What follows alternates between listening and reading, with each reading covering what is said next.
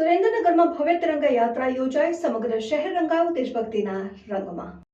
આઝાદીના 89મા સ્વતંત્રતા દિવસની ઉજવણીના ભાગરૂપે હર ઘર તિરંગા અભિયાન અંતર્ગત સુરેન્દ્રનગર જિલ્લામાં ભવ્ય તિરંગા યાત્રાનું આયોજન કરવામાં આવ્યું હતું. જિલ્લા પ્રભારી મંત્રી શ્રી મુળુભાઈ બેરાના અધ્યક્ષસ્થાને યોજાયેલી યાત્રામાં હજારો નાગરિકો, વિદ્યાર્થીઓ અને અધિકારીઓ જોડાયા હતા, જેનાથી સમગ્ર શહેરમાં દેશભક્તિનો અદ્ભુત માહોલ સર્જાયો હતો. જવાહર પોલીસ પરેડ ગ્રાઉન્ડથી શરૂ થયેલી આ યાત્રા જેલ ચોક, અજરામર ટાવર અને કલેક્ટર કચેરી જેવા મુખ્ય માર્ગો ઉપર ફરી હતી.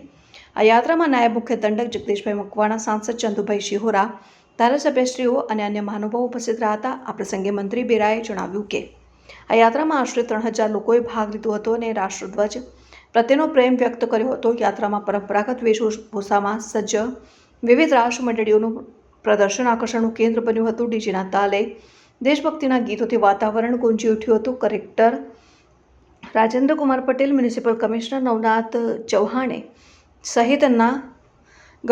સહિતના વરિષ્ઠ અધિકારીઓને મોટી સંખ્યામાં નગરજનોએ કાર્યક્રમમાં સફળ બનાવ્યો.